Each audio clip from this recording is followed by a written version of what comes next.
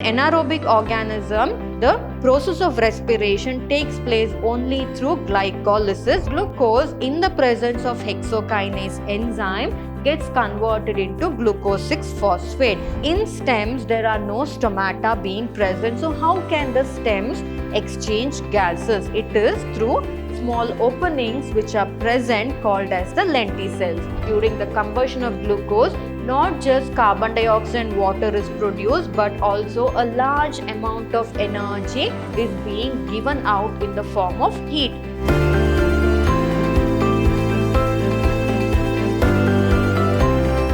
Hello everyone, a warm welcome to a new chapter, that is Respiration in Plants. I'm Dr. Divya, Biology Faculty, Vidhyaashram Pre-University College, Mysore Temple of Excellence. So we all know that plants as well as animals, including microbes and we human beings, we tend to breathe, right? So breathing is very important for our survival. And once we stop breathing, it means that particular individual or the organism is dead. So why do we breathe? What do we do during the breathing process? Exactly what happens? And what is the raw material that is actually used for breathing?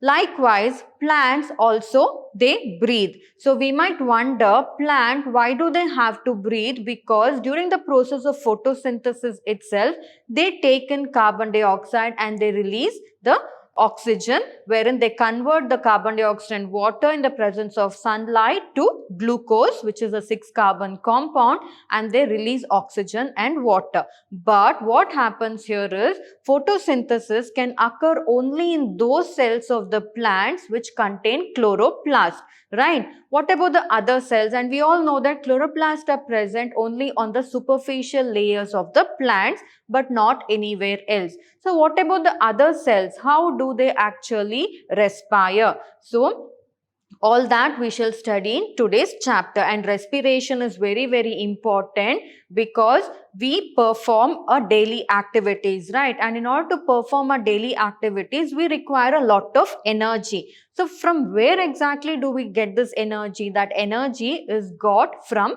food. So the food gets broken down into different components, releasing energy. And therefore, plants also, they need respiration because all parts of their plant body cannot photosynthesize on their own. So this is how energy is being released. What is the steps involved in respiration? All that we shall study in today's chapter. We shall see exactly, do plants breathe or do they respire? So plants require oxygen for respiration to occur, and they also give out carbon dioxide. So what happens during photosynthesis?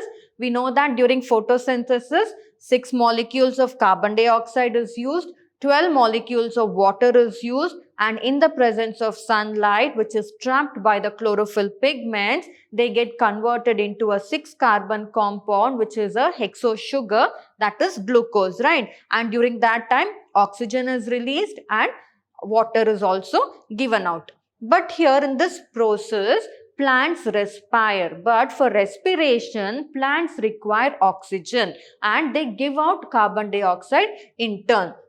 So what are the reasons exactly why plants respire and why plants cannot live without respiratory also? We know that plants like us, they do not have any respiratory organs, right? So we have lungs, we have the nostrils on the nose and all that to take in air, which will be trapped by the alveoli of the lungs, wherein the oxygen will be utilized and the carbon dioxide will be let out. So all that respiratory organs are there in the animals as well as the human beings. But plants can also survive or also respire or also breathe without respiratory organs. Here, each part of the plant takes care of its own gaseous exchange. So that is how we need to understand why is it so. So there are 3 reasons why plants can survive in spite of them having no respiratory organs.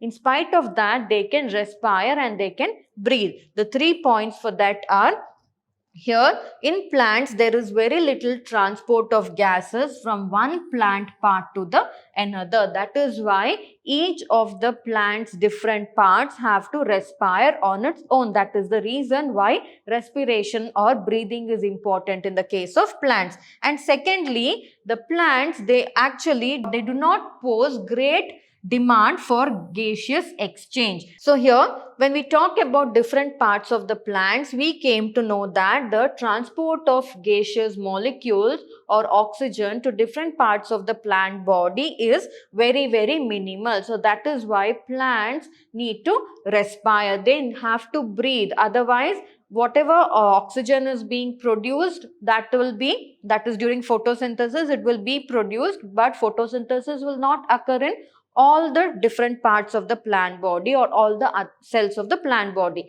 And also, apart from this, the transport of gases from one plant part to another is also very, very less. So that is why plants have to depend on respiration. They need to breathe. So that is one reason. And the second reason that we were talking about was plants, they actually do not need a large amount of gaseous exchange, or they do not pose great demands for gas exchange. And here the different parts of the plant body, such as the roots, the stems and the leaves, they respire or they breathe at rates which is very, very slower, or which is very, very lower than the animals do. So our breathing is in a faster rate, wherein there is continuous taking in of the oxygen and giving out of the carbon dioxide. In that speed, plants will never breathe. They do not respire. Their respiration rate is very, very low when compared to other higher organisms such as the animals. And it is only during photosynthesis that a large amount of or large volumes of gases exchanged. We all know that because they take in carbon dioxide during photosynthesis and oxygen is being released. And each of the leaf is well adapted in such a way that they are capable of taking care of their own respiratory requirements during the process of photosynthesis. Because in leaves have large amount of chloroplast pigments, whereas the other parts of the plant, they possess minimal or only the superficial layers of the cells possess the chloroplast pigments, or they do not possess the chloroplast pigments at all. So that is why, apart from the leaf, the other parts of the plant body should respire in order, should undergo the process of respiration if they have to survive.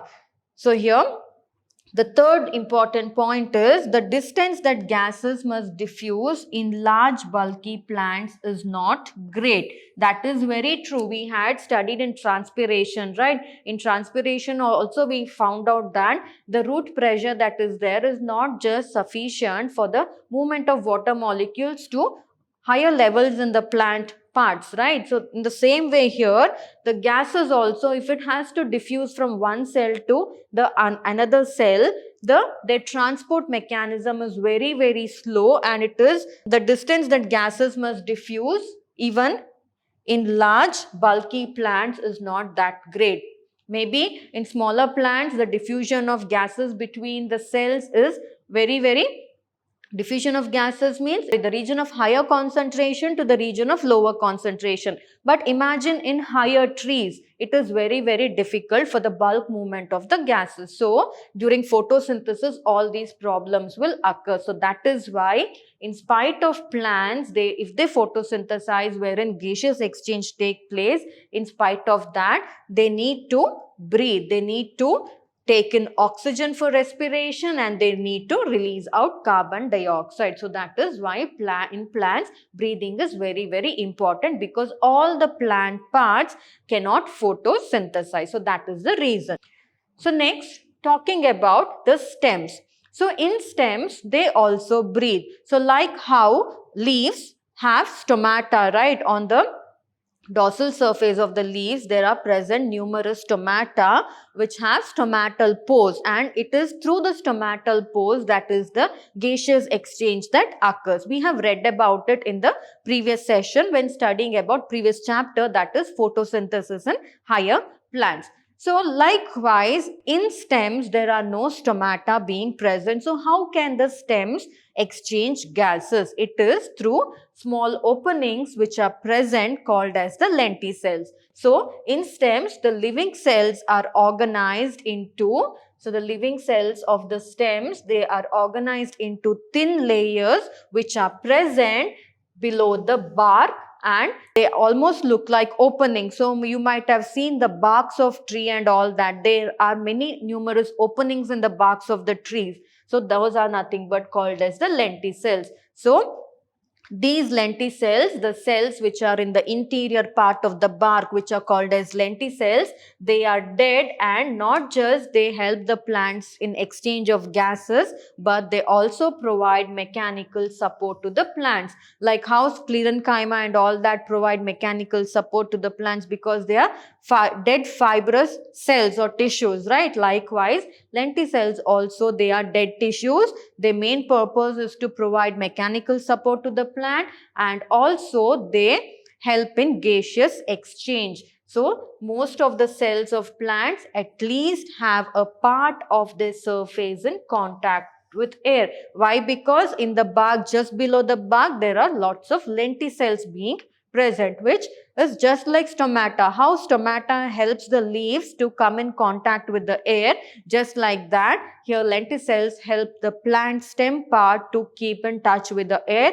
so that the gaseous exchange can take place between the outer atmosphere, between the atmosphere to that of the inside cells that are present in the stem. So Lenti cells are one important organ.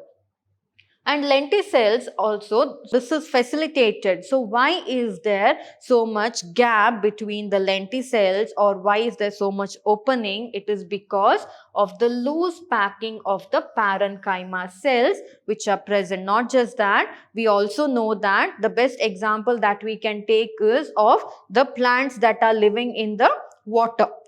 So those plants which thrive in water, which are called as the hydrophytes, they have parenchyma cells in their leaves and stems and also in the roots, and they are quite loosely arranged. So loosely arranged means with large number of intercellular spaces. And this large number of intercellular spaces actually creates, it is nothing but creates air spaces. So breathing is also facilitated not just by the Lenti cells, but it is also facilitated by the loose packaging of the parenchyma cells that are present in the stems, leaves and the roots. And these actually, they form a interconnected network for air spaces. So we might have seen, so whenever we take a cross section of a mesophyte plant, that is those plants which are living on the land, they don't have, the parenchyma cells will not have much larger spaces. But hydrophytes, especially when we take a transverse section or a cross section of a hydrophyte, be it a stem, a leaf or a root of that particular hydrophyte plant, those that is aquatic plants, we find large air spaces between the parenchyma cells which are interconnected to one another, and these air spaces actually helps the plant to breathe as well. They not just provide buoyancy to the plant, that is ability for the plants to float, but they also help in breathing. Looking into all these points, we have understood that yes, plants do breathe. So they can breathe, and why plants have to breathe, we studied the 3 points which actually helps the plant to breathe. And now we have also understood that in plants, the exchange of gases not just takes place through the stomata, but also when it comes to the stem. So most of the plants, they don't have, that is huge trees, they don't have stomata on their stem.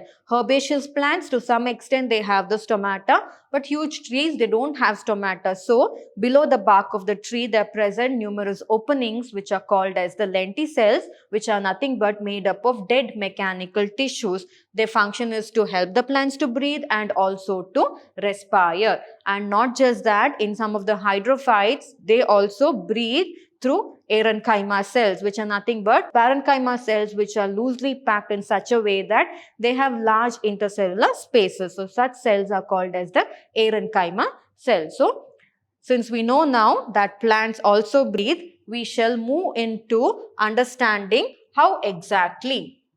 So the complete combustion of glucose. So we know that during photosynthesis, what happens?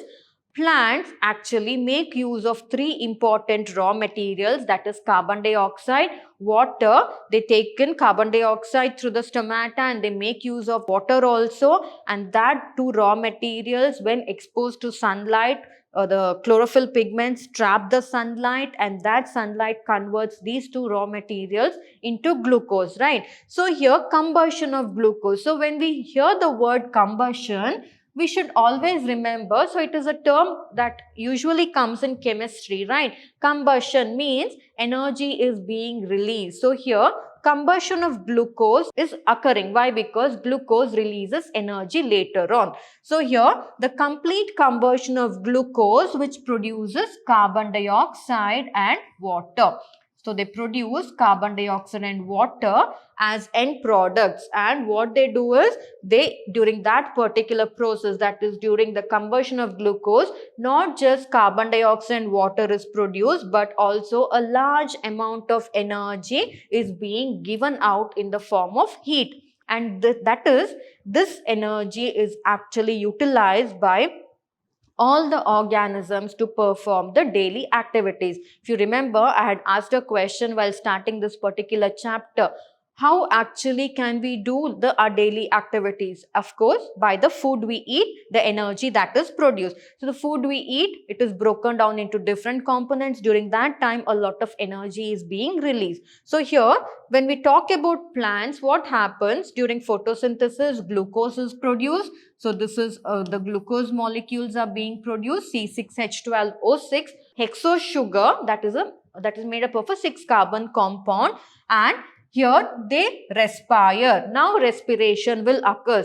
Glucose gets produced during photosynthesis. So we have studied all about this completely in the previous chapter, that is photosynthesis and higher plant. You can just go through that. But so in that particular chapter, we knew that glucose was the end product that was formed. So now that glucose, if it remains idle, what is the use of forming glucose? It has to get converted into energy, right? So for that particular process, oxygen is required. So here, what glucose combines with the oxygen. So how is oxygen taken in? It is through the stomata, through the Lenti cells, through the by parenchyma spaces that are there, all that. So oxygen, so glucose molecule combines with 6 molecules of oxygen to give 6 molecules of carbon dioxide and 6 molecules of water, therefore releasing energy. And it is this energy that is being actually utilized for performing the daily activities, be it a plant, be it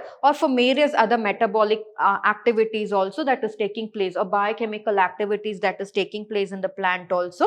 This glucose is being utilized. We all have studied for any cycle to occur, be it in the previous session we had studied about different cycles, the Kelvin cycle and all that, right? And during that process, how much energy is needed, we had understood about it. So for that energy, if it is needed, it is got from glucose. So the strategy is that plant cell uses is to catabolize the glucose molecules in such a way that not all the liberated energy goes out of heat. So what did we understand in the first point here was the glucose that is produced. So combustion means release of heat. If all the heat is being released outside, then from where will the energy be got, right? So what happens here is, plants, they will not convert the entire glucose, the combustion of the entire glucose molecules will not take place in such a way that to release heat, but some of the glucose molecules, they get oxidized in order to release energy. Oxidize means they make use of oxygen. So addition of oxygen will take place and they give out the energy. So the main important fact here is they oxidize glucose not in one step but in 10 steps, and that particular process is called as glycolysis. So what did we understand here?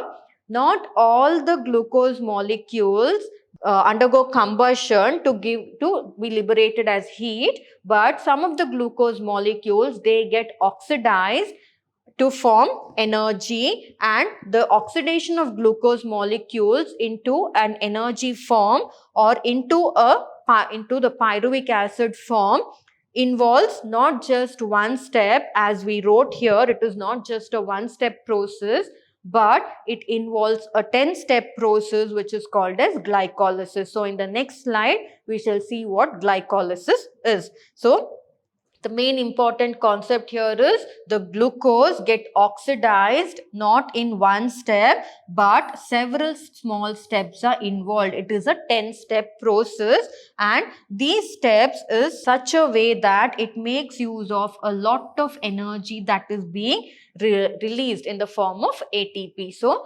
energy will get released during these steps in the form of ATP, and that energy is the one which is utilized for performing our daily activities. So what are the different steps involved? We shall see. So the different steps that I was speaking about, wherein the glucose molecules gets oxidized into energy, is nothing but the process called as glycolysis. So glycolysis. So remember, glyco means we are talking about the glycogen or the glucose, and lysis means it is to split. So here the glucose molecules are split into different components, that is, we shall study how exactly occurs. So the term glycolysis actually originated from the Greek word wherein glykos means sugar, that is nothing but glucose, and lysis means, I told you, it is splitting or the breaking up of the molecules, the splitting of molecules. So here glucose is getting split. So why glucose is split? If glucose is split and oxidation occurs, then only energy will be released, right? So that is why it should be split. And the scheme of glycolysis was actually given by three important scientists, that is Gustav Emden. So you can see Gustav Emden here, Gustav Emden, and one more scientist, that is Otto Meyerhof. So Otto Meyerhof, as you can see here, and one more scientist, his name is J. Parnas.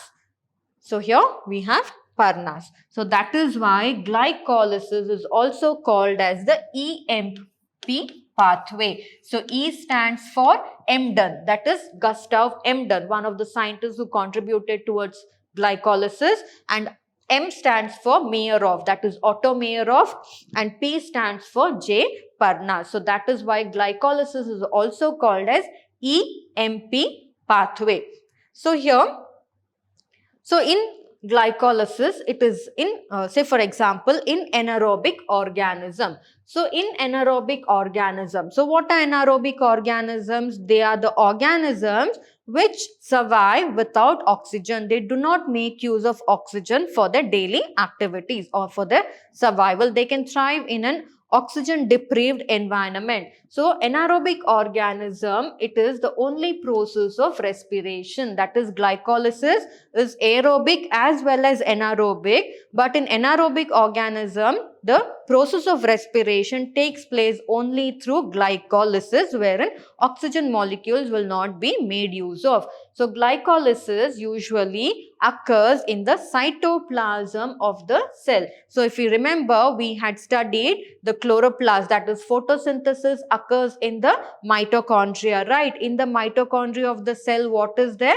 There are the thylakoid region or the grana cells that are present, which actually helps in the trapping of the light and all that, and photosynthesis usually takes place in the mitochondria of the cell. So here glycolysis usually occurs in the cytoplasm, which is the fluid filled matrix that is present in the cell, and it is present in all living organisms. So unlike plants, they are autotrophs. So therefore, they photosynthesize in order to make food, and that food is converted into energy. But all other organisms, when we talk about respiration, respiration will not occur in the mitochondria, be it in the plant as well. Respiration will occur in the cytoplasm of the cell in all the organisms, including the plant. That we should remember. Photosynthesis occurs in plants only in the mitochondrial region.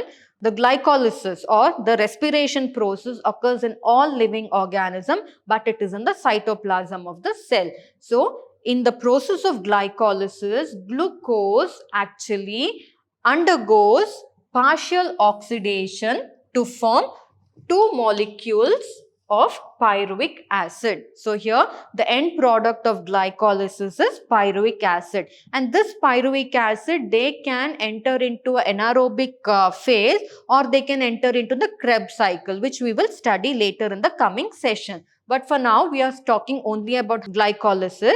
So what happens during glycolysis? So glucose is the first product that is being utilized in glycolysis. From where did glucose come? By photosynthesis. We know about that. Okay, by photosynthesis, if it is in the case of green plants, right? But if it is in the case of animals and all that, by food, by the food that we eat, from that. Okay.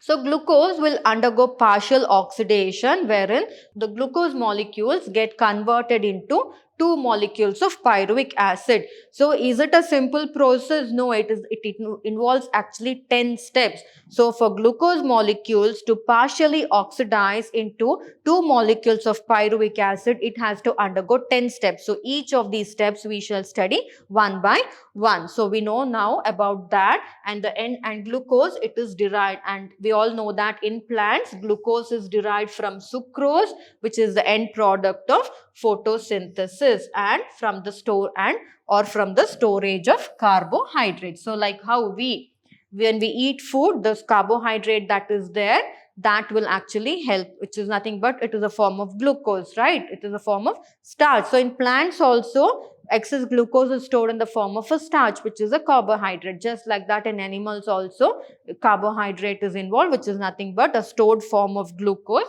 which actually is utilized for glycolysis. That glucose molecule undergoes 10 steps, wherein partial oxidation will occur and they get converted into two molecules of pyruvic acid, and this pyruvic acid enters into the next step of respiration. That is, in the absence of oxygen, they can become lactic acid and all that, or they can become an alcohol, that we'll study in the coming session. And in the presence of oxygen, they can enter into the Krebs cycle. So we shall study about all this in the coming sessions. So moving on to studying about glycolysis in detail. So I told you glycolysis is a 10-step process. So what is the first compound that is involved here? Glucose. So glycolysis, the name came because glucose is split into two molecules of pyruvic acid at the end. Right. So if it has to be split into two molecules of pyruvic acid, it has to undergo all these processes. And also remember, in the exam, they may ask you write about glycolysis, or they may, instead of using the term glycolysis, they may say EMP pathway. EMP pathway also means it is glycolysis. So don't get confused with that. So glucose, they make use of energy. Now, for all the steps to occur here, or for all biochemical activities or reactions or pathways to take place in any of the organism, energy is required. They should make use of the phosphate molecules. So here what happens? ATP. So how is this ATP formed? If you remember, we had studied how ATPs and NADPH are formed during photosynthesis. That is by a process called as chemiosmosis, right? We had studied. Just like that, here also ATP and ADPs and all will get formed in one particular step. We shall study that in the coming sessions. But for now, to understand in glycolysis, we shall keep in mind that is adenine triphosphate. So what is ADP? It is adenine triphosphate. So this adenine triphosphate, so if glucose has to get converted into so this is a 6-carbon compound. This is also a 6-carbon compound because glucose is a hexo sugar. It has 6 carbons in its ring. We know that. So glucose 6-carbon compound, if it has to convert into glucose 6-phosphate, it makes use of an enzyme which is called as hexokinase enzyme. So glucose in the presence of hexokinase enzyme gets converted into glucose 6-phosphate. So if this process, so here remember here it should get converted into glucose 6-phosphate. So from where will the phosphate molecule come? It is from the ATPs, that is adenine triphosphate. Adenine triphosphate means adenine, it is a nitrogenous base. That nitrogenous base, so where is the nitrogenous base present? It is present in the DNA. We all know about it. So from that nitrogenous base, there are 3 phosphate molecules attached to that nitrogenous base. So now one phosphate molecule is utilized by the glucose to get converted into glucose 6-phosphate. So what happens here? When one molecule of phosphate is lost, it becomes diphosphate. Triphosphate becomes diphosphate. So therefore, adenosine triphosphate gets converted into adenosine diphosphates in the process. Now here, again, this glucose 6-phosphate will get converted into fructose 6-phosphate. So fructose 6-phosphate, for that, during that process also, again the ATPs get converted into ADPs, and glucose 6-phosphate gets converted into fructose 6-phosphate in the presence of an enzyme called as phosphoglucose isomerase. So this is the enzyme that actually helps in the process, and during this conversion or during the second step, also adenosine triphosphates get converted into adenosine diphosphates. And next, here the fructose 6-phosphate gets converted into fructose 1,6-biphosphate. So here biphosphate, here 2 molecules of phosphates will be utilized again. So if this process has to occur, then the particular enzyme called as phosphofructokinase 1 will actually help. So fructose 6-phosphate gets converted into fructose 1,6-biphosphate in the presence of an enzyme phosphofructokinase. So how did fructose 1,6-biphosphate form? It is again by the phosphate groups that are provided by the ATPs and also by an enzyme phosphofructokinase 1. So that is how it gets converted. Now this fructose 1,6-biphosphate gets converted into, so all these are 6-carbon compounds, we need to remember. So this fructose 1,6-biphosphate gets converted into glyceraldehyde 3-phosphate. So this glyceraldehyde 3-phosphate in the presence of aldolase enzyme. So this glyceraldehyde 3-phosphate, that is, it gets converted into 2 molecules of glyceraldehyde 3-phosphate. So this again here, they also get converted, the glyceraldehyde 3-phosphate in the presence of triose phosphate isomerase, they can get converted into dihydroxyacetone phosphate, and they are isomers of each other. That means they can change their structure to form each of these compounds, that is dihydroxyacetone phosphate can get converted into glyceraldehyde 3-phosphate, and glyceraldehyde 3-phosphate can get converted into dihydroxyacetone phosphate. So any of the compound can enter into the next step of glycolysis, that is the 5th step. So here glyceraldehyde 3-phosphate, that is 2 molecules of glyceraldehyde 3-phosphate makes use of an enzyme called as glyceraldehyde 3-phosphate dehydrogenase and gets converted into 1,3-biphosphoglycerate, that is 2 molecules of 1,3-biphosphoglycerate. So during this process, that is 2 NAD plus. So here also phosphates are required, right? So the 2 NAD plus, that is 2 molecules of nicotinamide, they combine with 2 molecules of inorganic phosphate and forms 2 molecules of nicotinamide dihydrogen and dihydrogen phosphate, and they form 2 NADH molecules, and during that process 1,3,5-biphosphoglycerate molecules, that is 2 molecules of 1,3-biphosphoglycerates are formed, and this 1,3-biphosphoglycerate in the presence of phosphoglycerokinase, they get converted into 3-phosphoglycerate. So here 3-phosphoglycerate, if it has to form, then 2 molecules of ADP should get converted to 2 molecules of ATP. Again, phosphate group should get added. From where does the phosphate group get added to? That is 2-adenosine diphosphate or 2-adenine diphosphate. It is through the inorganic phosphate that is being added. So here 2 ATPs will again get generated because ATPs was completely being utilized in this particular process, that is in the 3rd step, right? So again for generation, inorganic phosphates will come for help.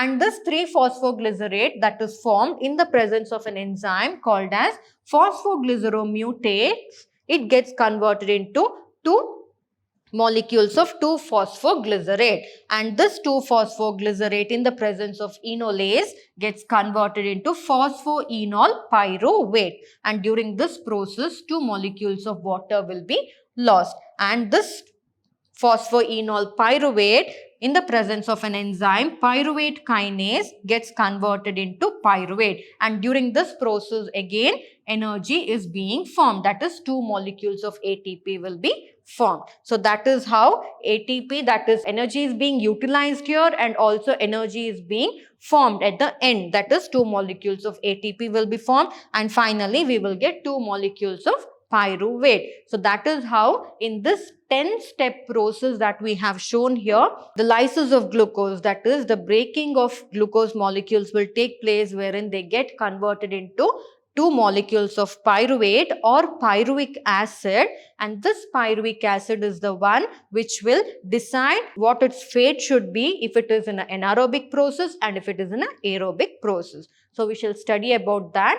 Anaerobic process, be it fermentation, we shall study about that, what happens if it is fermentation, and if it is a kind of anaerobic process in human beings, what will happen, we'll study in the coming session. And also we shall study if it is aerobic process, it will enter into a Krebs cycle. So these we shall study in the coming session. So I hope you understood this session well, wherein we understood that the conversion of glucose into pyruvic acid, so energy has to be released. So if energy has to be released, then glucose has to get converted into pyruvic acid under aerobic condition, and during this process, or anaerobic condition, and during this process exactly what happens, we have seen, we have understood it is not just a simple process wherein lysis of glucose will take place and 2 molecules of pyruvate or pyruvic acid will be formed, but it is a continuous 10-step process that actually occurs, wherein lot of different enzymes are being made use of, and energy is also being utilized and energy is also being given out. So we have studied, that is energy, ATP is being utilized, and at the end ATP is also being formed. So all that we have understood through this particular session. So I hope you understood this particular session. In the coming session, we shall clearly discuss what is the fate of this pyruvic acid. Exactly what happens if anaerobic process is taking place and if aerobic process is occurring. So we shall meet again in the coming session. Thank you.